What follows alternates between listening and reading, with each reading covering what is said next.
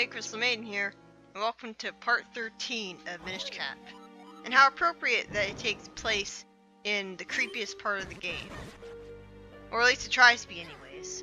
It's kind of devoid of actual implications, because obviously people died, because they're in a graveyard, but it's not like you actually see any characters die and get put in that graveyard, you know? The Gibdos are really annoying because, yeah, see how awful the fairy is? Well, I think it restores 5 hearts, but that's still really pathetic. These enemies are fake locked doors. They're door mimics. As you can see, if you try to unlock them, they'll fall down on you. I'll show that off later on.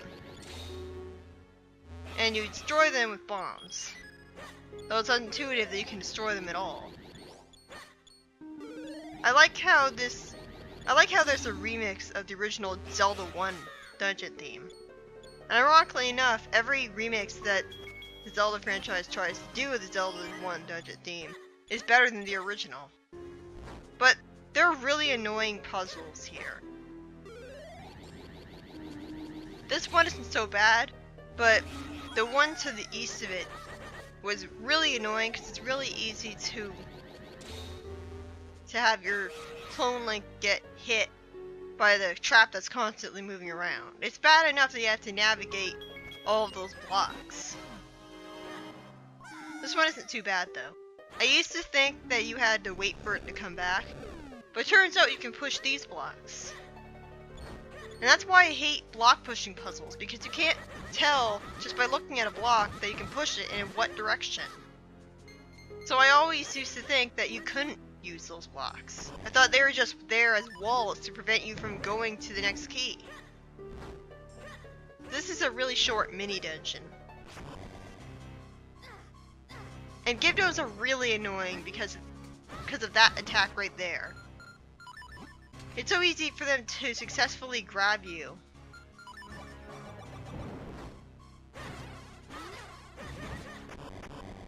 Stalfos and Gibdos have always had a connection ever since Zelda 1. Like, I like how, just like in Zelda 1, you can actually see the items that the Stalfos and Gibdos have. Even before you kill them. Like, that happened in Zelda 1 too.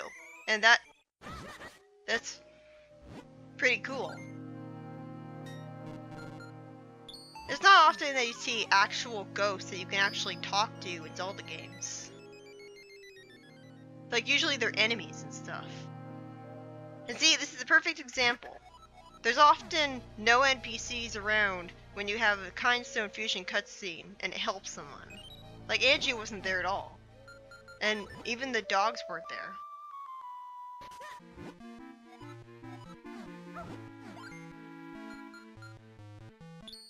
How are you able to fuse Kindstones with dogs?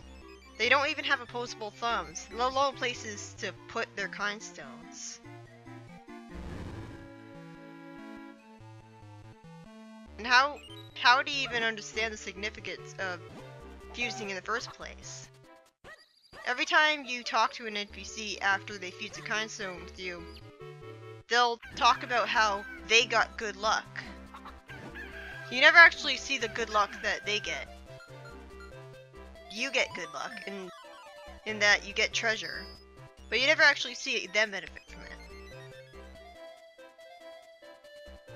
If you show up at the Cuckoo, it's very possible for you to show up at that Cuckoo, and he talks as if you've already fused Kindstones with him, even though you haven't. And that's a perfect example of how randomized the Kindstone system is. You don't have specific Kindstone treasures locked to specific NPCs, even though that would have made things a lot simpler and easy to memorize.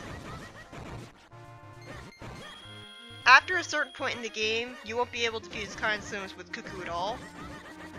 So I guess it is a good thing that it's not locked to him. But I think a better solution would have been to not have NPCs that can disappear from the game have Kindstone locked to them at all.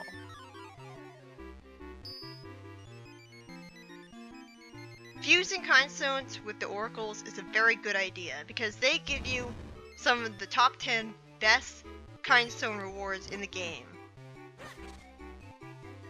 It's unintuitive that when you destroy those jars, they stay destroyed for the rest of the game because most of the jars respawn after you destroy them.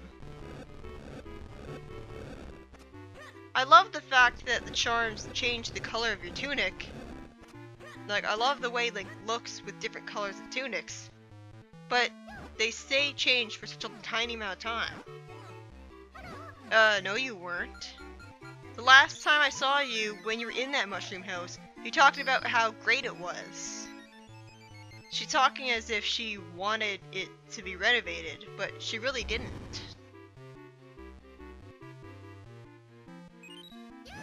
Also, I'm not really sure how she managed to survive her mushroom house being destroyed to make way for that new house being built. Especially considering she couldn't have known that would happen in the first place. I hate when that happens. I never do get to show off him congratulating you. I never do get to show off the dialogue that he gets when he tells you. When you get all of the figurines, that's kind of funny. When you get all the figurines and you talk to that guy, he'll say a certain thing. I never do show that off. What I do is that I go to a completed file with all the figurines already on it and I show off them in the extra video. Because it takes so long to get all the figurines. It's so long and tedious. I wish you could just give all your mysterious shells right away and get all of the ones you can get at once.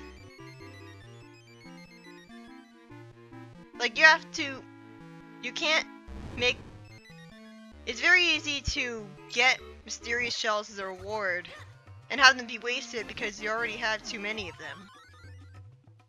So you gotta manage it exactly right. You've gotta make sure that as soon as you get that large amount of them, you make sure to immediately get rid of all of them because you never know when you'll get more mysterious shells. And you do not want to make a mysterious shell reward go to waste because it takes forever. You do not want to be grinding for mysterious shells at the end of the game. But yeah, these are joy butterflies. And they're awesome because they allow you to do stuff like fire arrows faster, and dig through the ground faster, and swim faster. Basically, they allow you to do things at the speed that you should have been able to do in the first place. It's a really good thing that you can catch that butterfly by attacking it with your sword, because otherwise I would have been screwed. Because it was hovering over a fence, so I couldn't just walk into it.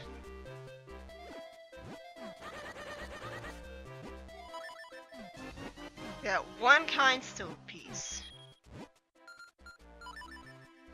Let's see if this one. Nope. Nope. Fuck you.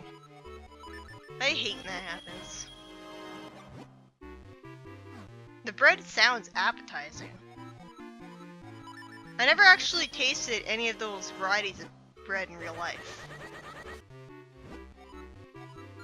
It's not guaranteed that you'll get a Kinstone piece, or even get a color of Kinstone piece from those breads. But yeah, that's the new variety of gambling that you can unlock. And it's kind of hypocritical that he complains about how much he hates gambling, but he profits off gamblers anyways. He's trying to discourage his own customers from giving him money.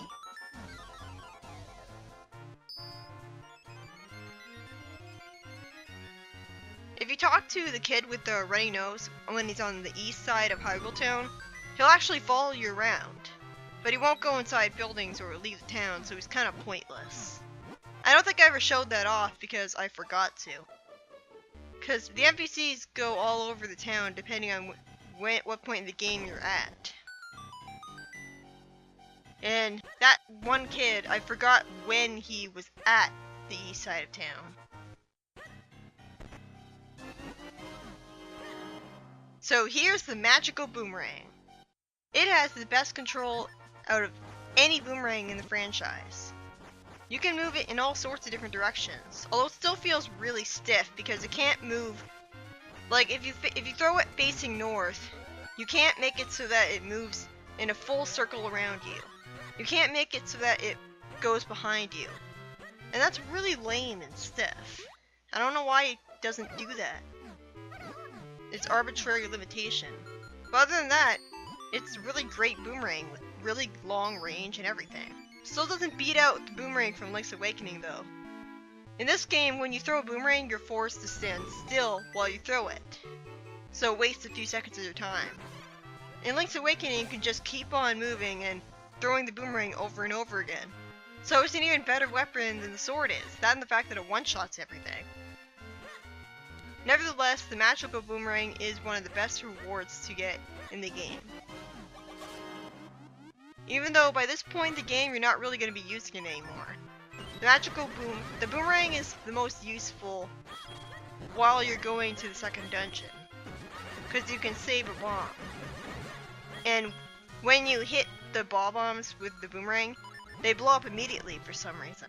So that's a good way to kill them without attacking them and making them fly all over the place and hurt you. And attacking the ball bombs twice in a row will actually cause them to turn red and stand still, and then you can actually pick them up and throw them around, which I showed off in the Cave of Flames. Yeah, I hate that. Some games allow you to copy a file into a file that's already being used, but this game doesn't. I'm doing this for a very good reason.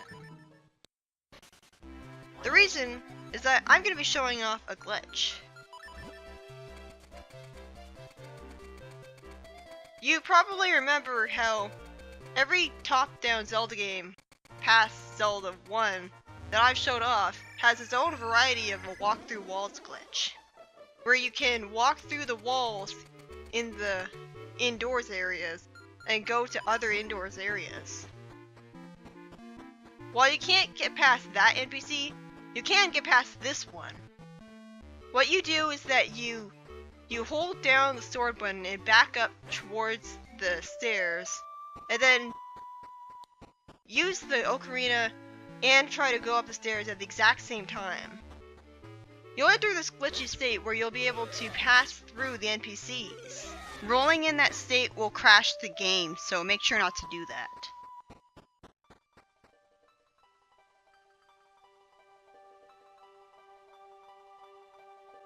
So yeah, you can actually sequence break and skip fail falls altogether. But since I'm doing a let's play and I want to show off everything, I didn't do that. But yeah, it is really cool. And there's actually a lot more to that walk through walls glitch that I didn't show off. If you walk left or right halfway up some stairs that don't bring you to another floor, you'll walk through the wall on either side of you, and you'll have yourself another walk through walls glitch. If you enter the room where you first found the big Octorok from the far left or right side, you'll get stuck and you'll have to reset, because you'll be in this weird glitchy state where you'll be frozen and your sword will move twice as slow when you're trying to attack. I feel like the Ocarina glitch is a lot more difficult to work with than the walk through walls glitch of Link to the Past. And that one was difficult as it was because you couldn't actually see where you were on the screen when you were moving around everywhere. Link's Awakening had an alternate jingle for getting minor items that went unused. It's in lower pitch and the beginning of it is slightly cut off. Why do those things have to be there and constantly sinking back into the ground when trying to kill them? But anyways, I don't take advantage of the Ocarina glitch ever, because I don't feel like it can be taken advantage of as much. And besides, you don't get the Ocarina until pretty late into the game, and there aren't that many dungeons in the game to begin with. So there aren't that many items that you could potentially... I mean, the only item you could potentially get early with the Ocarina glitch is, I guess, the Rocks Cape.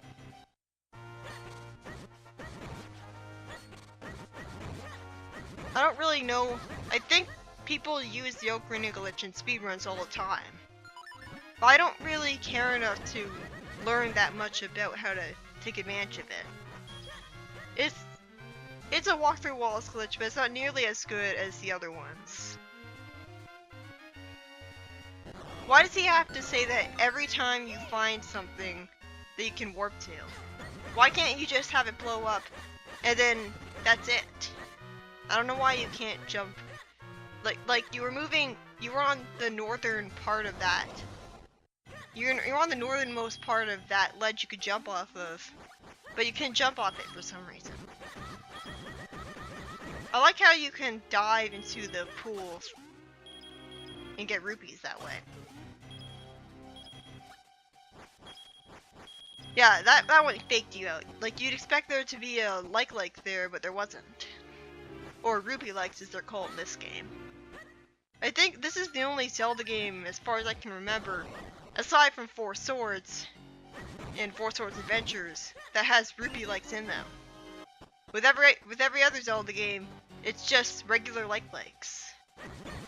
These are the only likes that are smart enough to try to lure people into them with rupees. And I think those rupees are real because they always drop the rupee that they try to lure you into getting when you kill them. Like, the red rupee likes will always drop red rupees when you kill them.